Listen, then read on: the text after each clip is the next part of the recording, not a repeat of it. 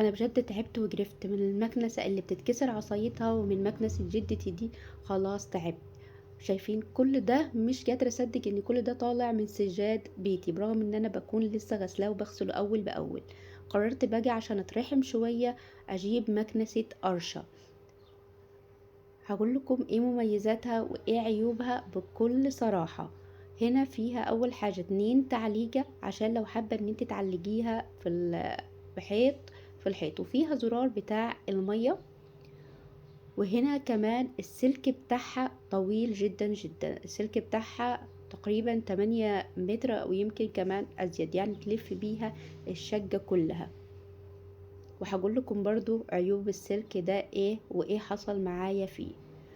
وفيها 2 خزان مية نظيفة عشان تحط فيها المية النظيفة، وبعدين بعد الكنس او بعد المسح بتتحول مية مش نظيفة او التراب اللي مش نظيف في الخزان التاني اللي انا بفتحه دلوقتي.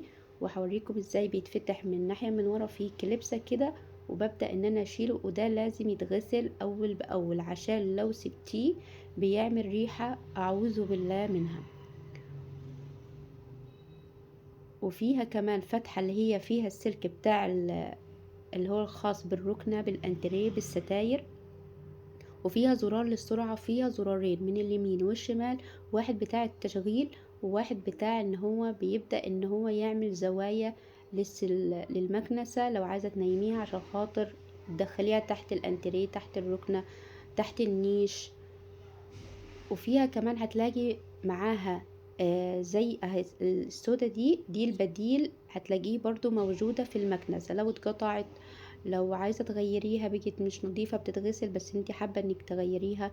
وده الكتالوج بتاعها بيعرفك كل ما يخص المكنسة، ازاي تشغليها وايه السرعة بتاعتها لكل سجادة او لكل بديل سجاد او للمكنسة للسيراميك. ومعاها كمان الضمان بتاعها حوالي 18 شهر، هو 18 شهر يعني سنة و6 شهور بالظبط. ودي بتاعت الركنة او الانتريه او الستاير، دي الفرشة الخاصة بيه. هنا رحت عبيت الخزان عشان اوريكم هعمل بيه ايه وهجرب فيه المكنسة ايه. هنا قررت ان انا اجرب، انا كنت فرشة بديل السجاد اللي هو الخفيف، وقالولي عليه بصراحة ان هو مش هيكنسها وان هو مش بتاعها، هو بتاع السجاد التقيل. وقررت اشوف بنفسي. هنا بقيت كل بقعة اشوفها في بديل السجاد اروح بعد ما كنستها بقيت احط المية رش المية وامسحها، لقيتها بتتمسح معايا بسهولة. هنا كان في فتافيت كده من الاطفال احباب الله، بقيت بكنسها وبغسل مكانها. وهنا طبعا عشان ما كانتش باينة المصداقية حبيت كمان اجيب صلصة، وحطيت صلصة وبقيت بكنسها. كنستها اول حاجة دي كنس راحت، بعد كده حطيت المية بقيت ارش مية آه وبقيت ان هي بتتمسح. بعدين رحت جبت شوية زبدو، ما انا مش هرتاح بقى لازم اجرب في كل الانواع عشان اشوف ايه هيحصل.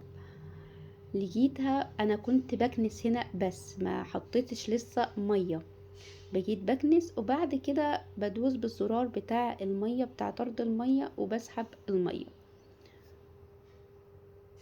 زي ما شايفين هتلاقوا ادي. وبجيت هنا تحت الكرسي من غير ما احول الكرسي ومن غير ما اعمل اي حاجة. هنا بقى جيت اشوف التيشيرت هيتسحب ولا لا، لقيته الحمد لله ما اتسحبش معايا، لاني معايا مكنسة قبل كده اتسحبت شراب ولقيته ان هو اتسد المكنسة وبقيت عندي باظت اصلا، اتحرق الموتور بتاعها. هنا بقى جربت الزبدو على الركنة بتاعتي وقلت اغسلها واشوفها، لقيتها الحمد لله تمت بنجاح، ولكن فيها عيوب. وهقولك ايه العيب بتاعها، العيب بتاعها ان هي تقيلة، يعني الفرشة دي لازم تضغطي عليها بشدة كده، مش بشدة جوي بس لازم تضغطي عليها عشان خاطر تحط معاكي المية وعشان خاطر تسحب معاكي. وهنا برضو قررت ان انا اجرب بالبف اللي هو ما بينضفش نهائي وجات لي حساسية بسبب المنظفات الكتير اللي انا كنت بجيبها للبف وللركنة عشان خاطر ينضف اول باول. هنا فيها عجل، الميزة بتاعتها ان فيها عجل بتقدري تسحبيها، لكن لو جيتي تشيليها هتلاقيها تجيلة معاكي، هي تجيلة يعني. وهنا الخزان الميته مش نضيفة، اتصدمت ان دي كله ده طالع من الركنة بتاعتي او من السجاد. هنا المكنسة بتاعتها عيبها ان صوتها عالي، ليها صوت عالي جدا يعني صوت مزعج. السلك بتاعها طويل، لو ما خدتيش بالك منه كويس لو نزل تحت المكنسة انتي وبتكنسي او انتي بتمسحي هيقطعها 100 قطيعة. انا عندي لحقتها كان خلاص هتتقطع السلك بتاعها. زي ما قلتلك ان هي تجيلة، ودي عيب فيها مش ميزة. بس هي بتنظف جدا، بتنظف تنظيف عميق، وبتنفع لو معاكي اطفال، لو انتي حامل، لو انتي بما ان احنا بنكبر في السن مش بنصغر. فهي حلوة جدا جدا جدا، انصحك تجيبيها، ولكن ما تحاوليش انك تعلقيها لان هيوجع بيها المسمار. وبس كده، لو عايزاني اجرب اي حاجة تاني قوليلي وانا هجربها لك.